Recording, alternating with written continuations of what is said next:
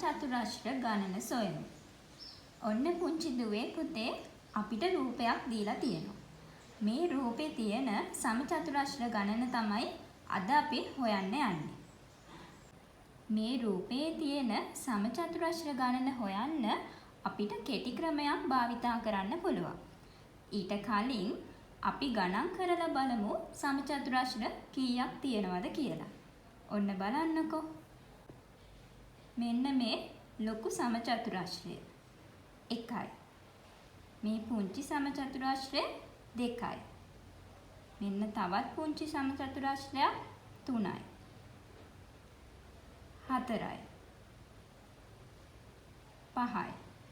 එහෙනම් මේ රූපයේ සමචතුරස්‍ර 5ක් තියෙනවා. දැන් අපි කෙටි ක්‍රමයකින් බලමු කොහොමද මේ රූපයේ තියෙන සමචතුරස්‍ර ගණන හොයන්නේ කියලා.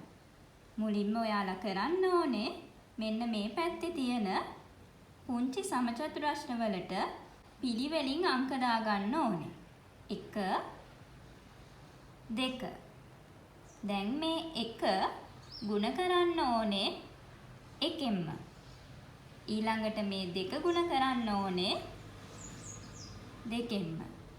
1 1ෙන් ගුණ වුණාම 1 වරක් 1 1යි. 2 2ෙන් ගුණ වුණාම 2 වරක් 2 4යි. දැන් අපි මේ 1යි 4යි එකතු කරනවා. 4ට එකක් එකතු වුණාම 5යි. එහෙනම් මේ රූපයේ තියෙන සමචතුරස්‍ර ගණන 5යි කියලා එනවා.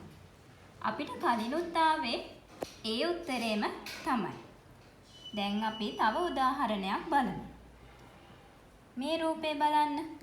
මෙන්න මේ අයිනේ තියෙන කොටු වලට පිළිවෙලින් අංක දාගන්න ඕනේ. 1 2 3. දැන් අපි මොකද කරන්නේ? 1 ගුණ කරනවා 1ෙන්. 2 ගුණ කරනවා 2ෙන්. 3 ගුණ කරනවා 3ෙන්. 1 වරක් 1 1යි. 2 වරක් 2 4යි. 3 වරක් 3 9යි. දැන් අපි මේ ටික එකතු කරන්න ඕනේ. 4ට එකක් එකතු වුණාම 5යි. 5ට 9ක් එකතු වුණාම උත්තරේ 14යි.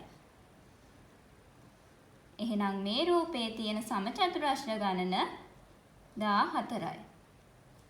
දැන් අපි ගණන් කරලා බලමු මේ රූපයේ සමචතුරස්‍ර 14ක් තියෙනවද කියලා. මෙන්න මේ ලොකු සමචතුරස්‍රය 1යි. මේ පුංචි එක 2යි. 3යි. 4යි.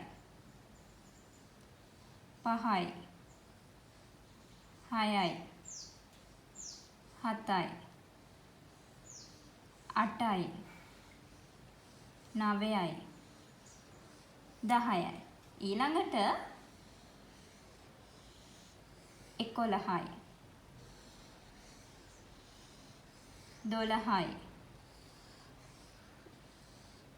13යි. 14යි.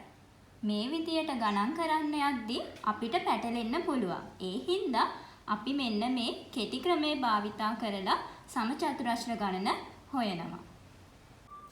පුංචි දුවේ පුතේ අපි දැන් තව උදාහරණයක් බලමු. පුංචි ඔයාලත් ගෙදර ඉඳන් මේ ගාන හදන්න. හරි. මුලින්ම අපි මොකද කරන්නේ? මේ අයින තීරුවේ තියෙන පුංචි සමචතුරස්‍ර වලට පිළිවෙලින් අංක දාගන්න ඕනේ. 1 2 3 4. 1 ගුණ කරනවා 1ෙන්. 2 ගුණ කරනවා 2ෙන්. 3 ගුණ කරනවා 3ෙන්. 4 ගුණ කරනවා 4ෙන්. 1 වරක් 1 1යි. 2 වරක් 2 4යි. 3 වරක් 3 9යි. 4 වරක් 4 16යි. දැන් අපි මේ ටික එකතු කරමු.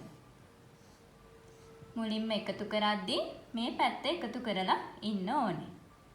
1යි 4යි 5යි 5ට 9ක් එකතු වුණාම 14යි 14ට 6ක් එකතු වුණාම උත්තරේ 20යි 20න් බිඳුව දානවා 2ක් ඉතුරුයි මේ 2යි මේ 1යි එකතු වුණාම උත්තරේ 3යි ඒ කියන්නේ පිළිතුර 30යි ඒ කියන්නේ මෙන්න මේ රූපයේ සමචතුරාශ්‍ර ඔක්කොම තියෙනවා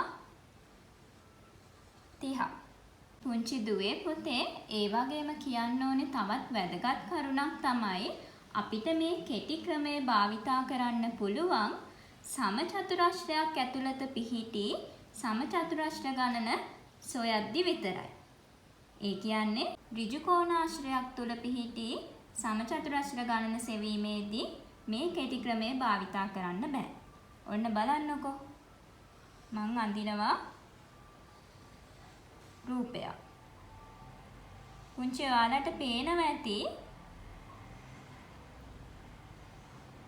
මේ රූපේ ඍජු කෝණාශ්‍රයක් කියලා. මේ රූපයේ සමචතුරාශ්‍ර තිබුණට සමචතුරාශ්‍ර පිහිටලා තියෙන්නේ ඍජු කෝණාශ්‍රයක් ඇතුලේ.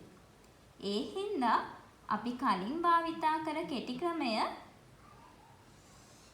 මේ සඳහා භාවිතා කරන්න බැහැ.